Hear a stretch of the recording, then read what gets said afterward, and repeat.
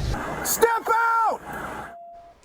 When questions arise over use of force, we often turn to body camera videos like these for answers.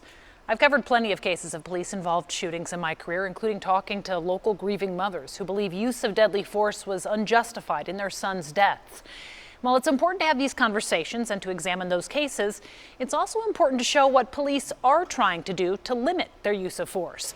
One example I found is a technique that's being practiced by Kansas City police officers in an attempt to help them remain calm when adrenaline is in the driver's seat.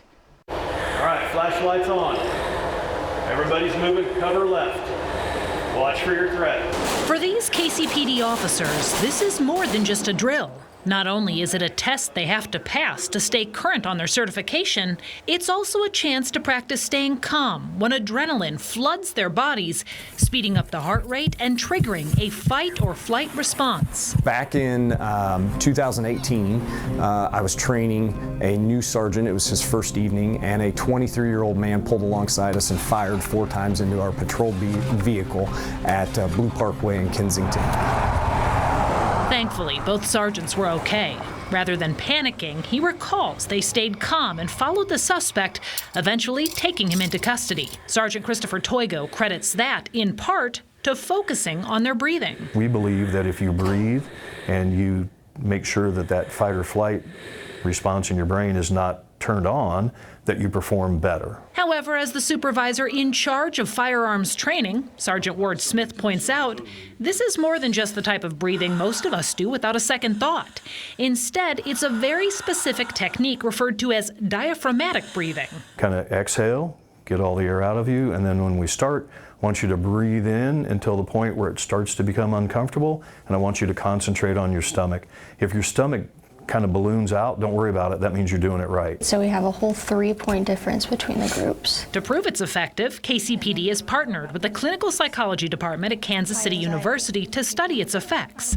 They've taken participants and divided them into 2 groups, one that practices breathing techniques and one that doesn't. Then they undergo shooting exercises like this, and afterward, these doctoral students study the results. Our data has not been peer-reviewed yet, so I just want to make sure that that's clear.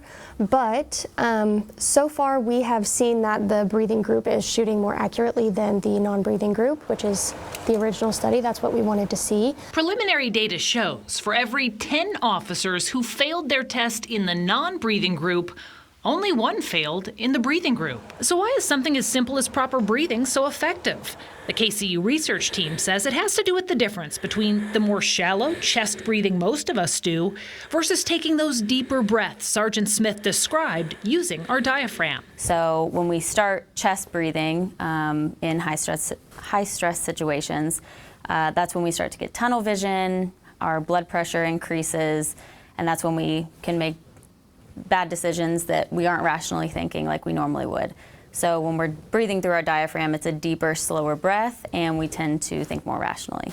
It's something Detective Christina Ludwig says she's noticed. It would probably be by the 3rd breath. I could finally feel my muscles relaxing and focusing and being able to zero in on what I was going to focus on my target. She and fellow officers agree these are skills that help in class as well as out in the real world. And I think it also plays out into use of force scenarios too. You know, when we do the combat breathing and we take it seriously, we're less likely to use force on somebody that may be in distress, and it allows us an opportunity to de-escalate the situation. Take a big deep breath in, let it out. And that's what both Sergeant Smith and the KCU team say this is really all about, keeping others and themselves safe. And coming out of the last 3 years where we've had this bad or adversarial relationship sometimes, we want to show people that we do care, we are caring, we want to do this correctly, and we don't want to make mistakes. Our mission at Kansas City University is to improve the well-being of the communities that we serve,